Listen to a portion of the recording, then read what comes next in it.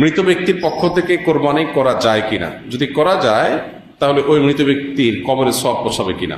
মৃত ব্যক্তির পক্ষ থেকে কোরবানি করা যায়, এবং জীবিতরা মৃত ব্যক্তির তরফ থেকে কোরবানি করলে সেটার সওয়াব মৃত ব্যক্তির আমলনামায় জমা হবে ইনশাআল্লাহ তাআলা। মৃত ব্যক্তির পক্ষ থেকে কোরবানি যে করা যায় এর বহু দলিল রয়েছে, বহু প্রমাণ রয়েছে। আলী রাদিয়াল্লাহু তাআলা আনহুর মধ্যে এটি তার আমল দ্বারা প্রমাণিত যে তিনি মৃত ব্যক্তির তরফ থেকে কোরবানি করেছেন, সাহাবীরা অনেকেই করেছেন। নবী করিম সাল্লাল্লাহু আলাইহি সাল্লাম তার তরফ থেকে করার পাশাপাশি ইব্রাহিম আলাইহিস সালাম এবং পরবর্তী উম্মার তরফ থেকে তিনি কোরবানি করেছেন। সো যিনি নাই, অনুপস্থিত বা মৃত, এই ব্যক্তির তরফ থেকে কোরবানি করা সর্বসম্মতিক্রমে ওলামা কেরামতে জায়েজ।